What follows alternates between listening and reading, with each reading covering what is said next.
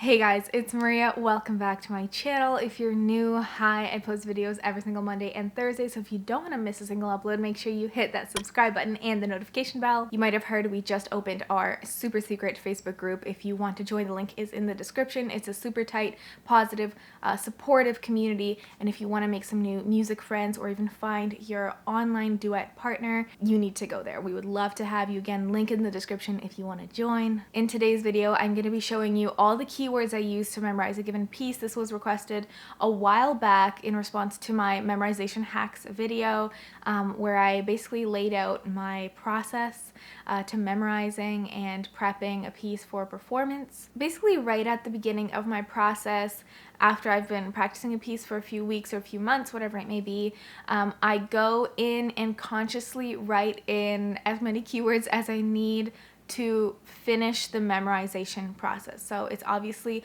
already in my hands. I have it a little bit in muscle memory, but for some reason I always need to go that extra mile and actually make sure it's in there. I know what thoughts I need to remember when playing this piece, and that's when keywords come in. So instead of talking about it abstractly, not really giving you any examples, I'm gonna let you guys in on literally all my keywords with a PDF downloadable, which is also in the description, of all the keywords I'm using in my piece.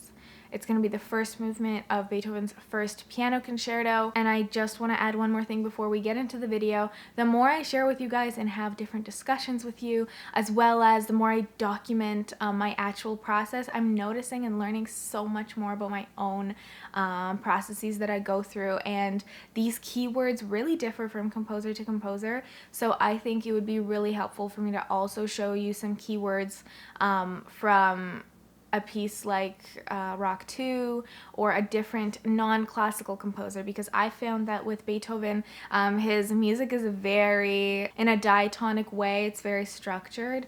So it was enough for most of the keywords to just write out the harmonic relationships between the sections, whereas with Rachmaninoff, if I would go through and theoretically label every single chord type and quality, that would just be too much to memorize and just keep in your brain at one time. So I would use more visual keywords, such as what it actually looks like on the keyboard, because otherwise, yeah, it would be really, really hard to actually write out all the chords. But enough talking. Don't forget to download the PDF so you can follow along. Let's get right into the video.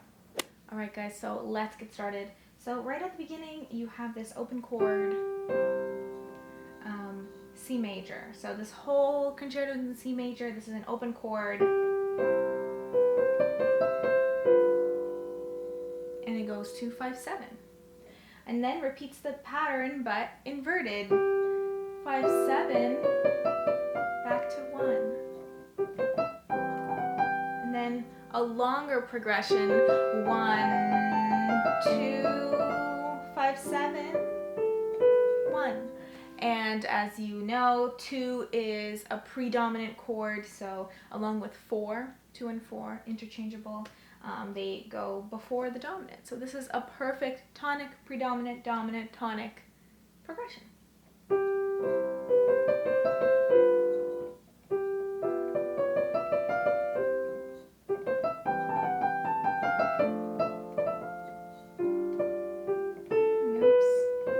And then, in this one,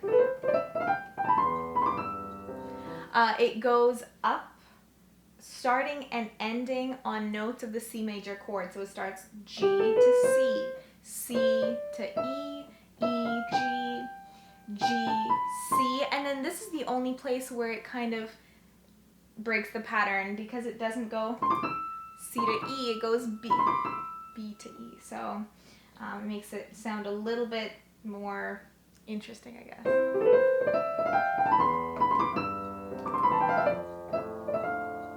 And it actually repeats that same long progression. So 1, 2, 5-7, 1.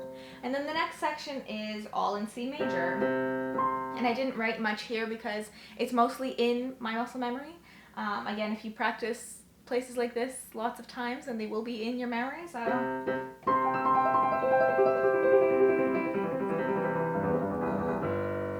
And and then G7.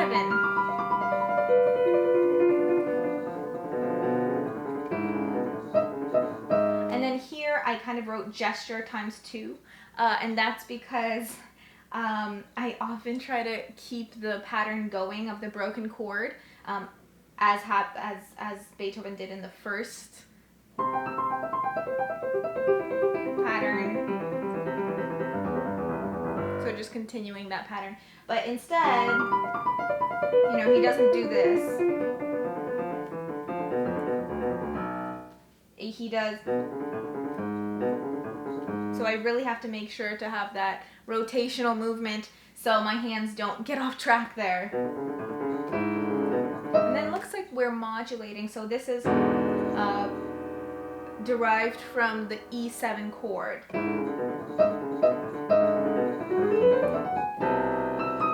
And then we're going to A minor. And then D7. G major scale because we're resolving to G major.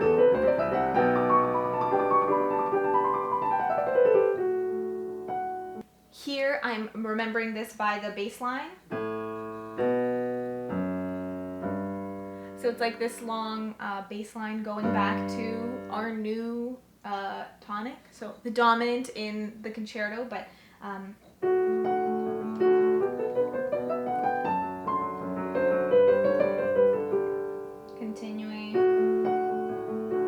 looks like we're going to continue that same pattern, but instead of going to a G major chord, we go to a G minor chord, and so I wrote that little surprised face there. Okay. Then we've modulated again, or you could say tonicized so a brief modulation, tonicized the E flat major. So there's lots of 5, 1. 5 being the B flat major, 1 being the E flat major.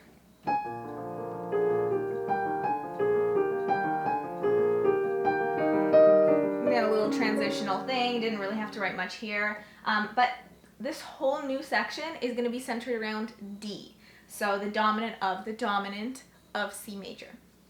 So dominant of C major is G, dominant of the dominant would be D.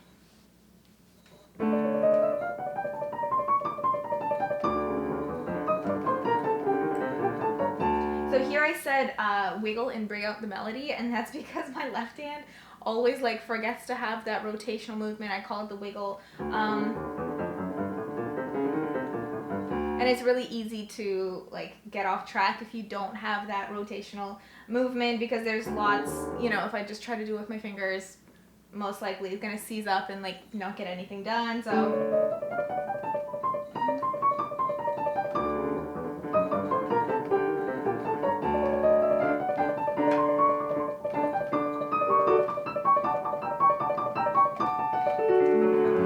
and we have that D major chord coming down, still centered right around D, and then it goes up. So all that was kind of a long dominant prep into the new key of G, I guess, because we're finally in G.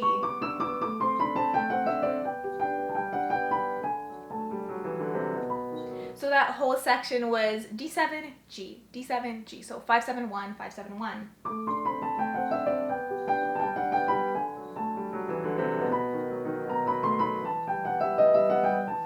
And then we go into the relative minor of G, which is E minor, and we tonicize that by using the B7 chord.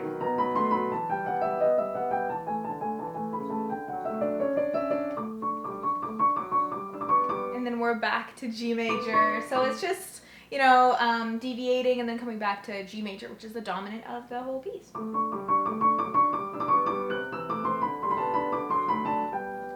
And then this is a little bit random, I guess.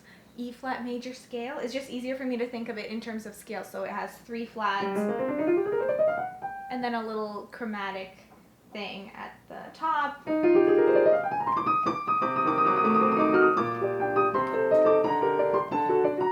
So I wrote diminished 7 because my left hand is ascending with a broken diminished seventh arpeggio. Sorry, I didn't have to say broken, it's just a diminished seventh arpeggio.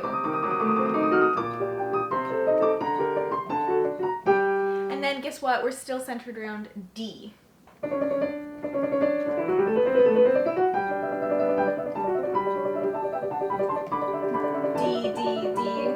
In the left hand.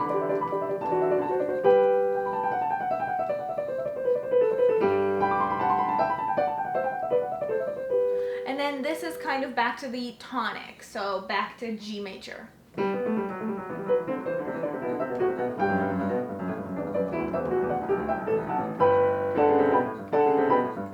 And then this is just a progression where you tonicize different notes. So this is D as the dominant to G, and then E as the dominant to A minor. So tonicizing the 2 in G major, and then tonicizing the actual tonic of the whole piece, C major.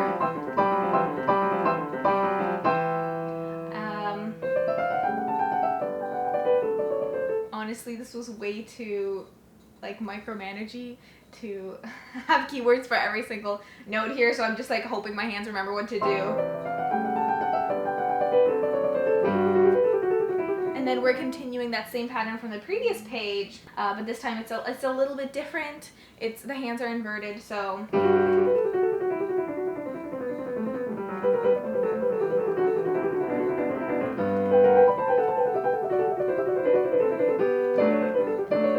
and it's that same tonicization, so D and then into G, D into G, E into A, E into A, G into C.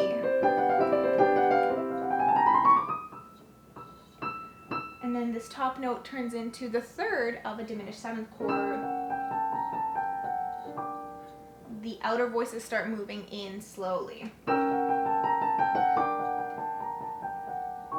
And then it turns into an E flat 7 chord.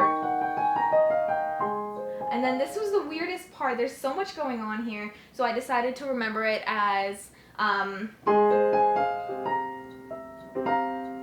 there's C7 sus4. There's a bunch of 7 sus4 chords here. So instead of remembering every single note, I'm kind of looking at the big picture. C7, A flat 7 sus4. Here I'm just following the left hand. It descends in whole tones.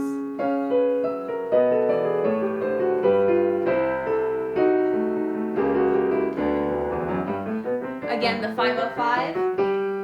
And then again on G, the 5 of 5.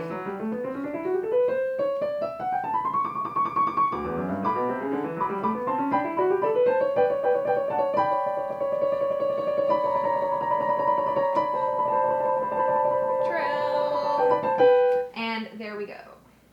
Then the development. So we're starting in E flat major. There was a lot of random E flat 7 chords in the exposition, so maybe this is a pattern that's worth noting.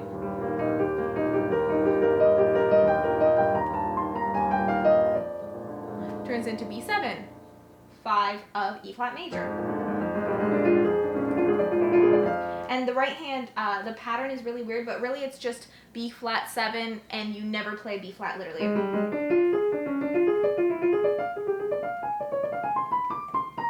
Except when the pattern breaks, so.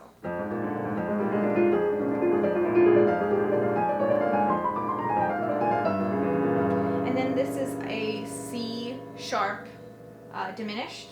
In this writing, it's an E diminished, but it's missing the C sharp. So it's easier for me to just call it a C sharp diminished, because then it ties into it's this chord, but you never play the root.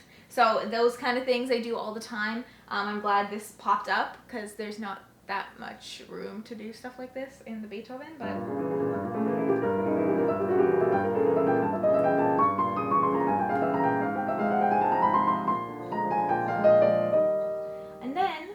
You start with E flat major triads. So triads of the scale, sorry,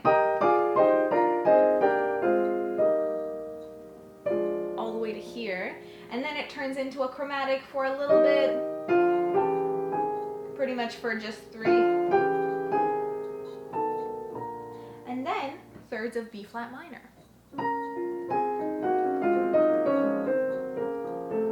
Again, a little chromatic thing going on. Then thirds of F minor. So there's really no pattern that I'm noticing here. It's just E flat minor, E flat major, B flat minor, and then F minor. So I'm probably just gonna have to codify that as is.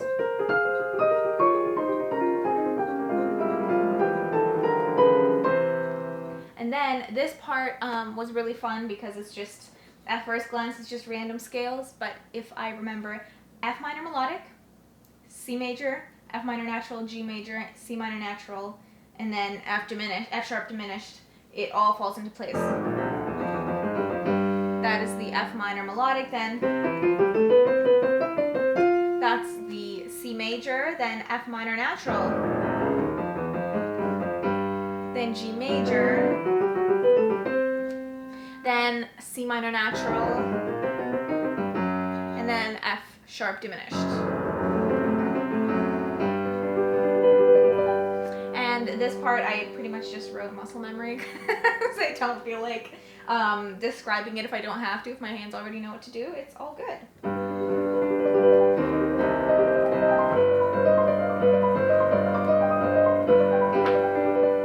Oopsies.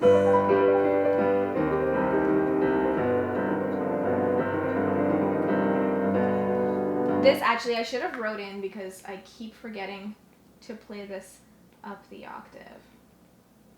I keep wanting to play it down there because that's where my octaves were before.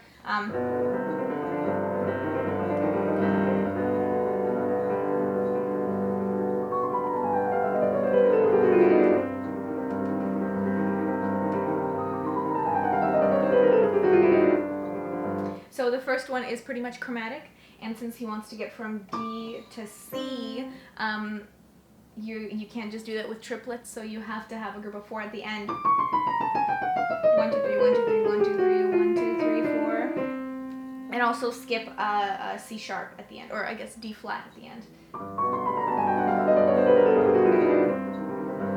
Then, so it's mostly all chromatic, but like the pattern breaks every now and then.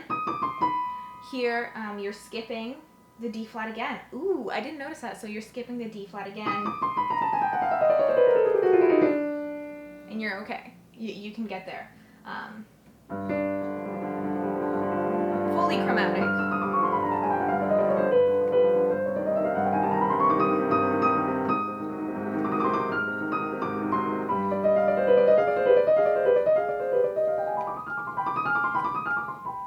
And then it just turns into diminished 7th chords.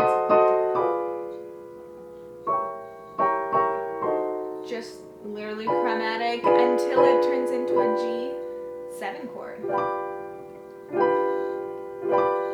And then I'm probably never going to figure out how to do the octave list. And then we're coming back to the recap. So it's all white keys. So C major modes basically is a good way of thinking about it. So all white keys starting on C, and then all white keys starting on F, and then F again, and then G major because of this F sharp, and then here you have trills every second note. And it turns into G major. It's a G major scale because of the F sharp.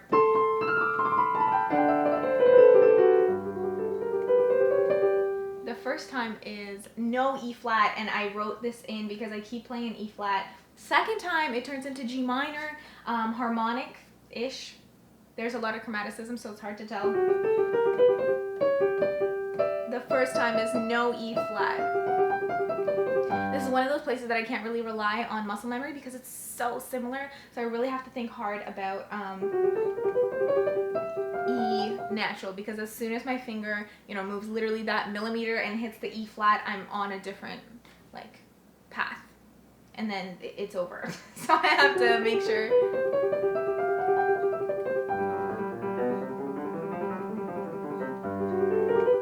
And then E flat.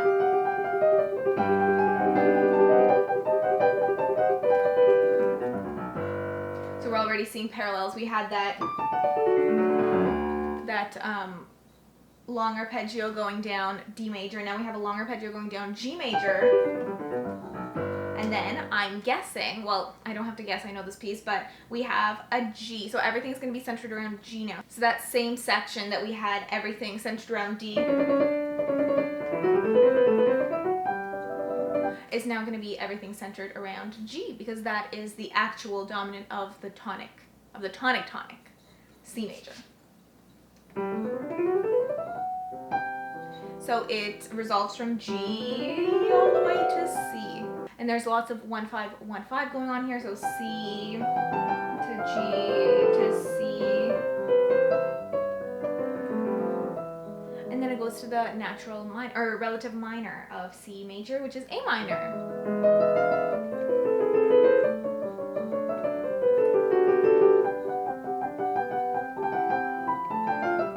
Yeah, same thing here. Like, I'm honestly just hoping that my hands know where to go. It's one of those that's like, it's too much to write everything out. No, thank you. Here it's just F minor, so I'm going to think of this as we're in C major, so this is a C minor scale, but no D flat. That's easier for me probably than, yeah, remembering just a random scale.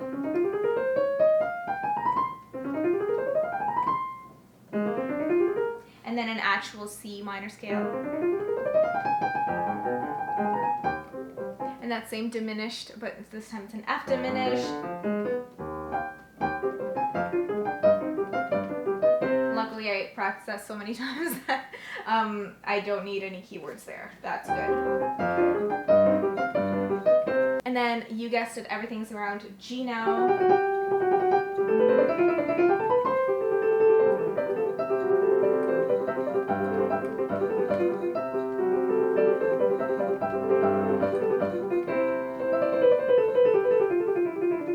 And then if you remember in the other section, this part was in G major, because that was the temporary tonic. Now this section is in the actual tonic, C major.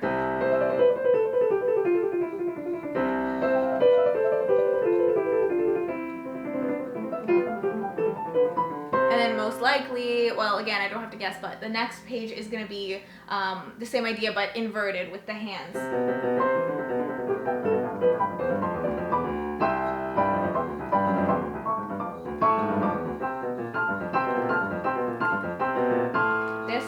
With the fingering always gets me, because I can't use the normal fingering. 1, 2, 1, 2, 3, 4. 1, 2, 3, 1, 2, 3. So uncomfortable, so I decided to remember it based on that fingering, because then I don't have to remember two things. I can just remember the fingering, which is good.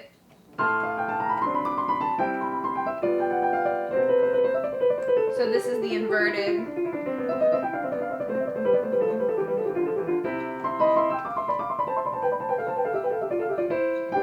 Lots of 5-1. This is the ascending tonicization passage. So 5 of C to C, 5 of C to C, 5 of D minor to D, 5 of D minor to D, D, 5 of F to F. In the previous section, what happened here was it went all the way up, but here that won't really work. So you have to drop down because you'll run out of space.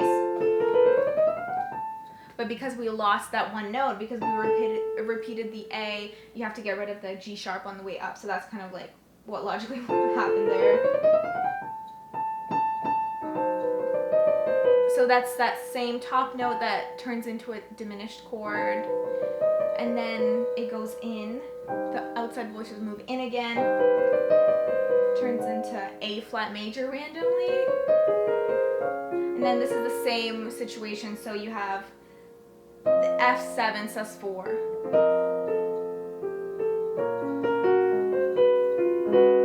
Same thing here, D flat 7 sus4. Oopsies. And then here, the left hand octave line just keeps descending in whole tones. And then here, I keep messing this up in the right hand, so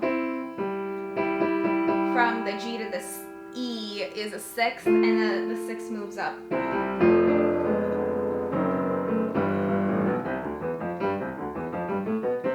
All white keys again, because we're in C major. Long dominant passage.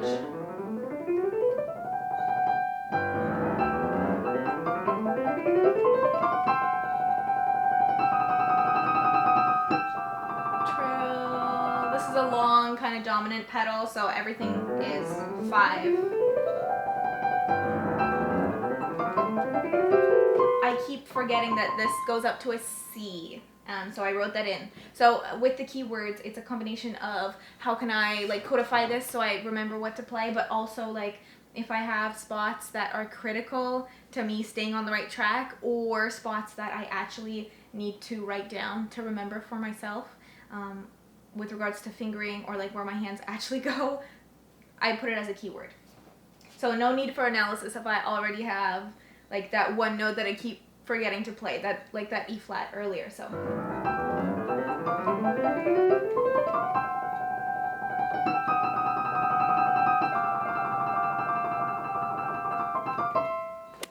that's it for this video, guys. Please let me know in the comments if you like these types of videos. Honestly, they make a lot of sense for me to make because these are things that I should be doing / am already doing. So it's really letting you guys in on the actual process instead of just, you know, like preaching at the camera. So as always, if you like this video, please give it a thumbs up, subscribe to this channel, and if you want to watch some more of my videos, you can do that right here. And I'll see you guys in the next one. Bye.